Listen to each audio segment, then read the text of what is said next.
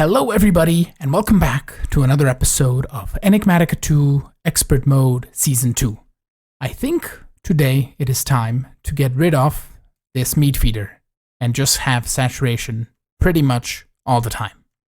And when I say all the time, I mean all the time while we're in the base. We can still keep some meat feeders on us, or at least here in this inventory, so we can use it when we need to, but Pharaoh's beacons are beacons that use potion effects to generate beacon effects, and saturation is one potion that we can get. It requires potions of healing, which require just awkward potions, so we need some netherwort right here. And then I'm gonna come over here. I think I have a sink somewhere back here. I do.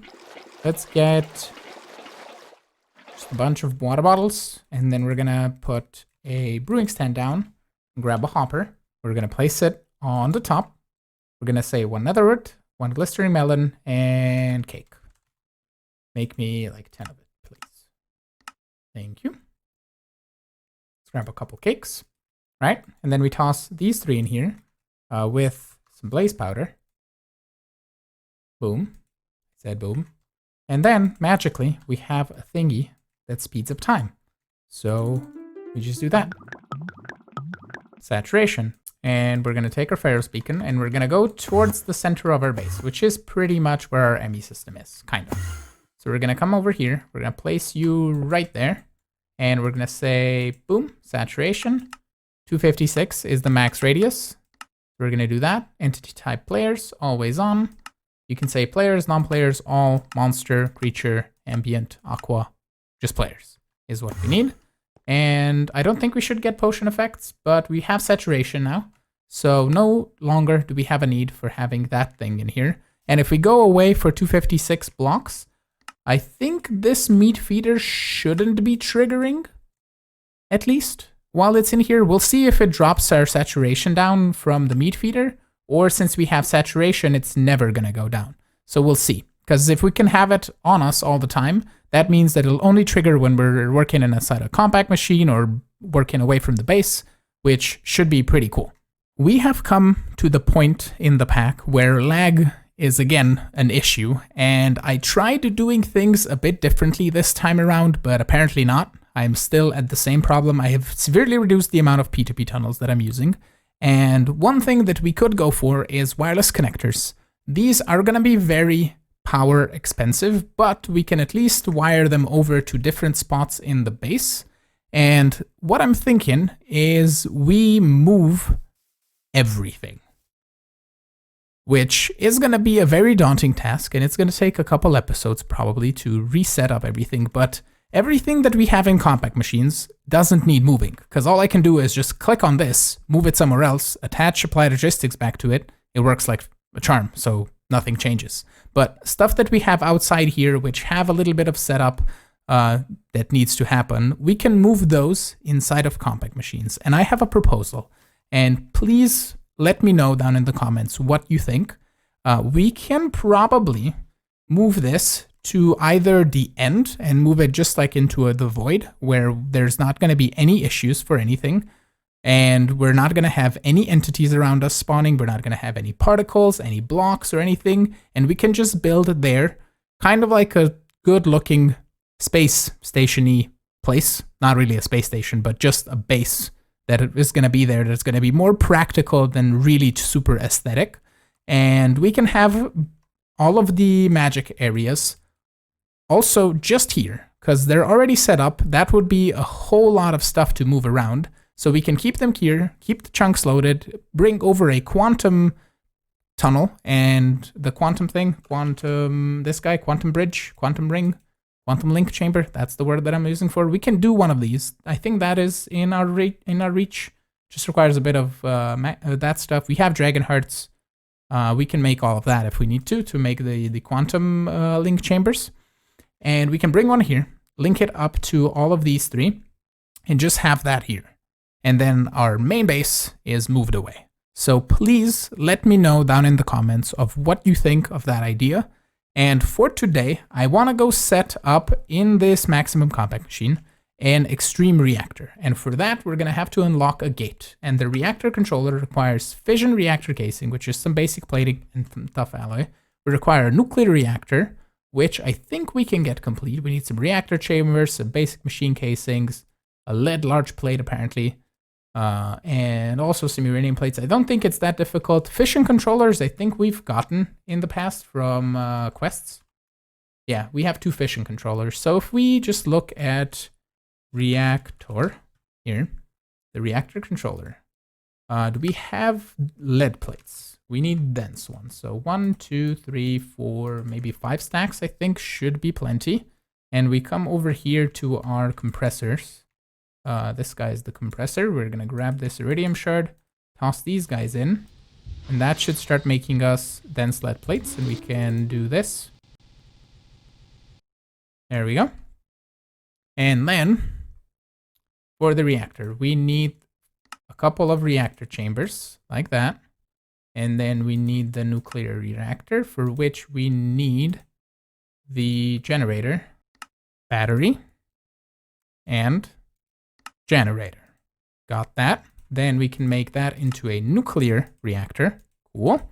And the nuclear reactor with a few of these is gonna be made in the basic crafting table. Of course it is. Okay, so we have black iron automated. Let's just make a stack of these plates. Okay. And let's put this table on here so I can click on it easy. And then we need this, which is luminescence, which we can grab just like a couple stacks of. Not a problem. And then we can make some of these. Let's make a 16 of these. Turn one of those into the basic catalyst, basic crafting table. Cool. Then we need our fission reactor controllers. We need our nuclear reactor, uranium plates, and a lead plate. So we're going to grab a bit of, I think it's lead block probably to do that. And what else? Uranium plates. Okay. There we go. Okay. We're gonna put the basic crafting table right here for the moment, right here in the floor, and we can then turn this with a fission controller into a reactor controller legacy. That should be this complete. We get 4 blocks of uranium, reactor casings, and reactor glass. Nice. So for the reactor, we are going to need some recipes, and we're going to need some stuff automated. I think I have graphite. Yes. Okay, so we can come over here, set up a recipe for this. We have hard carbon, we have ferroboron, we don't have gold plates. I have some. We'll see if it's enough. And then this is steel and graphite, not a problem. Then we're going to need some stuff that we're just going to manually craft, I think. So we're just going to toss these in here somewhere. There we go. And now I can make reactor casings. Can I make 100? That's only 26 plates. Okay, that's fine. Cool. So I have access to reactor casings. Lovely. We're going to need a reactor access port like this. And we're also going to need actually 2 of these, because one is going to be the input, one is going to be the output. We're going to need a power tap, and then we're going to need probably a couple redstone ports to control this. There we go. There's a computer port. We need control rods. Oh, so that's a whole different recipe. Okay. You are a CPU core, which is a card base. I think I have cactus green. Yes, I have 1,000 of it. That's cool. And then you're going to make this. And then you're going to make this. Do I have these automated? I do not. So that's the empowerer. Okay, cool. We're going to get to that in a moment. But let's add these recipes first. So we need those, and those. Okay. We're going to need also some yellorium fuel rods, which is fused quartz, uranium, and graphite. That shouldn't be too difficult. I'm just gonna say fused quartz. Bam, bam, bam. Just so we know that the recipe is gonna use the right stuff here. Okay, let's go set up the empowerer just temporarily because I tore it down for meaning to automate it. But we're going to reset it up the way I had it back here up top. We're just going to do this. And then 2 blocks away, we're going to add these, add some hoppers, grab conduit, and get it fully hooked up. The next few recipes that we need is the advanced control circuit for mechanism, and then the elite control circuit for mechanism, and then the ultimate one we're going to just do manually for now, because we're going to set up an empower in a different spot at some point, but we're going to toss these 2 right in here, like so. And we can head up top to our empower right here. And we're going to ask for a few more of these. Total of 12, please. Of course it put in the... Fine game, be that way. Be so mean to me as to use the other thing. I should probably just set it on or dictionary, but then some recipes get botched. And I don't like it that way. So this one is this basic circuit. Thank you very much. And then this one, you're going to use the... advanced circuits. This one. There you go. All right. Set up both. Cool. And now up top here, we can toss 4 stacks of atomic alloy right into these. And then we're going to take a stack of these elite control circuits. If I make another 12 now that I taught the system how to do it. There we go. And we toss them right in this chest. We should see them empowering. And I can speedy up this process, I believe. And we should eventually, it uses quite a bit of RF, I think. And this is currently doing 4,000 at a time. And this is using how much? 2 million. Okay, we're gonna do a bit of a different strategy for this. Because I have them hooked up through this crystal binder right here. And we're just gonna disconnect these. And I'm going to hook them up to a power cell with some conduits, because that is going to be just faster. And what we're going to do, we're just going to take this cell that is on the bottom, put it on the top, and then put a conduit back here. So that powers everything, but this cell directly powers all of these. So that should give them power much, much quicker. All we need to do is add the crate right here, and then grab another regular old conduit here. And we're going to toss you right in here. And then this one I have set to extract on red, insert on green. So we're gonna here extract on red, insert on green. And that should do its thing, right? Yep. Wonderful. In the meantime, while we're waiting for that to process, we're gonna set this compact machine right down here. And the capability adapter now has an option to be turned into kind of like a flat interface style instead of having it to be a full block, which is kind of nice because it connects to the cables and it takes up less space. So we're gonna grab our shrinking device and head on in. I'm actually gonna move the compact machine over here, and now we'll head in, grab a tunnel, put it the capability adapter, smart cable, and wireless access point. So that's the only 3 things that I need right now.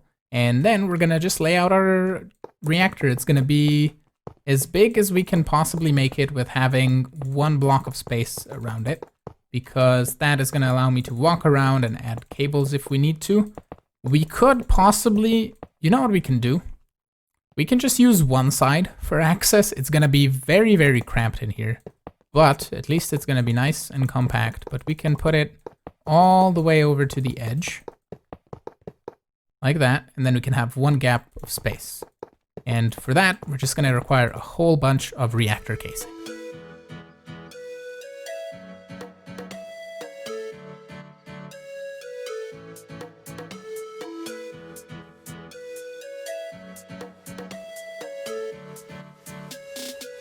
Okay, so that is how our reactor now looks. It is just a giant box. We are gonna add the reactor controller right here somewhere. We can put it just in the corner, it doesn't matter. And then on the other side, we can place, actually, we're gonna place the input and output right up here. Yeah, that's fine. They can be really close. One is gonna be output mode and input mode. And I don't care that this is not, it's even, it's not odd, because the compact machine is 16 by 16 on the inside, I think. Actually, no, it might be 13 by 13. 1, 2, 3, 4, 5, 6, 7, 8, 9, 10, 11, 12. It's 13 by 13. That's fine. Then this is the center. Okay, we can put this in the center. I thought it was even. Anyway, we can do that. Have the reactor thing, and then we need fuel rods, which we can do. Okay, I need to place a whole bunch of those next.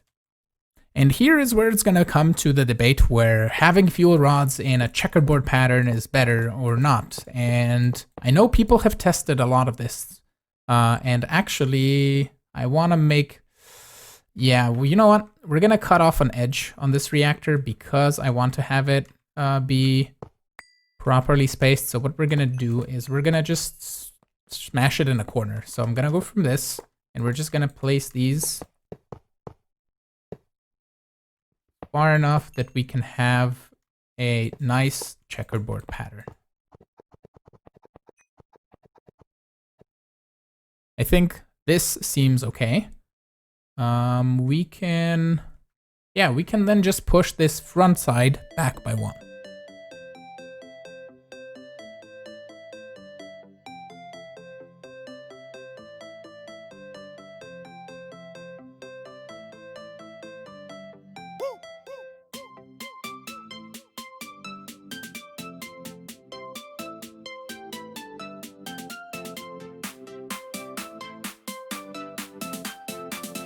I don't know how many control rods we need, but we have 28 ultimate control circuits now. So let's go back into the compact machine and see if that's enough. Before we make them, we need to shift right click the floor to set the entry point here, because I just spawned in the middle of the reactor. And that wouldn't be good if we have Enderium inside, because I would just get teleported randomly. So for the rods here, we're gonna need, first of all, let's do 10 and see if that is something. Okay, we need more than another 20, which we can't make because we're missing another 8. Okay, let's make 18, as much as we can right now. There we go. And I don't think it's gonna be enough. Gonna be just a couple short, I think. Yep, 4 short. Okay, I'll wait for 4 more ultimate circuits and then we can finish this off. I will also go and melt up some resonant ender that we can place in the middle there. And I think the outside I want to put as gelate cryothium, which is going to require 1 block of gelate cryothium all the way in there. Actually, no. It's the other way around. We need to put gelate cryothium in between the rods and then resonant ender all the way on the sides. I think that should be best. 4 more rods, so we can finish off the top here. Boom, boom, boom, and boom. And then we have gelate cryothium. I made 192 buckets, and we're just gonna set this to empty. And then we can go like this, all the way around.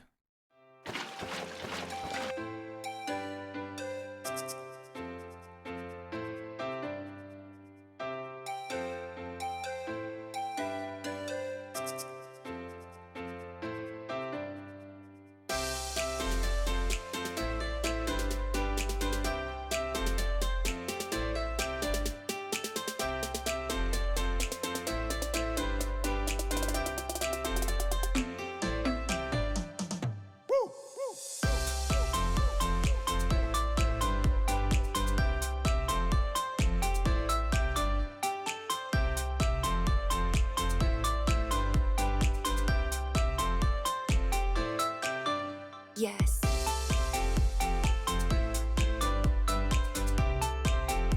And just to show you how to do this incredibly quickly, toss your cryothium dust in here into the magma crucible. It's quick in and of itself, and you can toss that in there, and it's going to be finished relatively quickly. But if we do this, it's pretty much almost already done.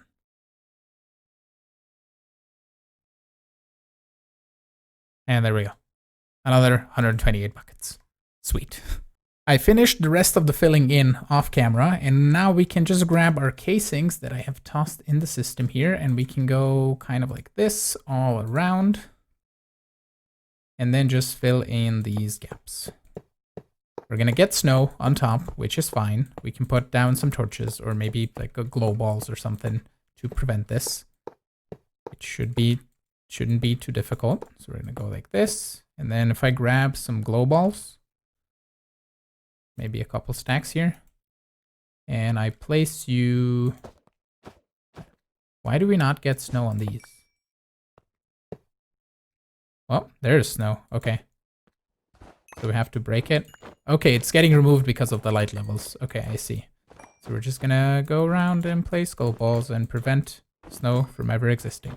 So here we go. Oh, I missed one. There we go. Yeah, now it's fully complete. So the next thing that I need is to add a P2P tunnel right here. So I think we can put it right there. Oh, that's neat. Okay, cool. I'm just gonna add a smart cable. We're not gonna need too many cables right in here, so we should be fine. And we can do something like this. And then grab a couple of buses. We're gonna do an export bus and an import bus.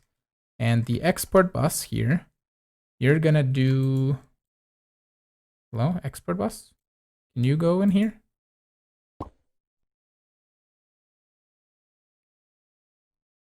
Why can I not? Export bus, that's what I wanted. Okay, I don't know why I didn't go. And then import bus. No, that's an... Where is... Okay. My inventory is out of sync again. Why does that happen? Anyway, I got a relog before to fix this. Now that my inventory is back in sync, I think we can now place an export bus and an import bus right over there. There we go. Cool. So the export bus is gonna get uranium ingots, which we have set to 10,000 in the system. And then the import bus is gonna import anything and everything it gets, which is just gonna be cyanide. And we're gonna add that to our storage system in the drawers as we get it. The rods here, I am gonna do control to change all rods and then shift to do 100. And then we're gonna do a control alt and do like 95% for the beginning, at least. So that's gonna be all of them set to 95, okay? And the next thing, I just need to hook up this P2P tunnel. We can now see the core being slowly but surely filled up, and we're gonna help this out by grabbing a couple stacks of uranium blocks and just tossing those in there, I think. Oh, they can't go as uranium. That's fine. We're gonna then break it down to uranium ingots and just toss them in there. There we go. I think the core is full now. Yep, there we go. And we can activate the reactor and see how much power this makes with the rods pretty much inserted almost all the way. It's providing 1.39 millibuckets per tick. That's okay. All right, let's do the ultimate test. Let's control, shift, retract. Oh, I can't. Like, we can do control shift, no, control alt -5. There we go. Everything is at 0. Now we're producing 230. It's even going higher, and the heat is way up high. 24 millibuckets per tick. Still going up. But 250,000 RF per tick, which is not bad. And we can control this with a power storage. And we can say that when the power storage is full, don't run the reactor. And when the power storage reaches 25% or so, start the reactor up, fill up the power storage, and then wait. And then wait for the power storage to drop back down again, start the reactor again, and then loop that system. I decided to just set up the automatic system for turning the reactor on and off, and we're gonna simulate that by putting a trash can for energy right here on this redstone flux power tap, and we can empty the reactor. It's gonna turn back on, and as soon as the energy buffer gets filled to 95%, it's gonna shut off the reactor. There we go. So the system works in a way where this one detects for when it's active below 25%. So when the reactor reaches 25% or lower, it's gonna turn on this redstone signal, which is gonna extend this piston and pulse this redstone lamp, which in turn pulls this guy, which is set to toggle on pulse. And I just have the lamp there for visual reference. And then this guy over here triggers active while above 95%. So as soon as the reactor fills up almost to 100%, it triggers that and it stops the reactor from working. We're gonna give this a power cell right here. It's already linked, set to, we need to set this to input mode. so we can send power to the system. And if we now go and get out of here and disconnect the generator that we have currently producing power, we should be running solely on the Extreme Reactor fuel. We can now remove this power cell, and we can even in turn just remove this reactor if we needed to, or this generator even, and we should just be fine to not run this whatsoever.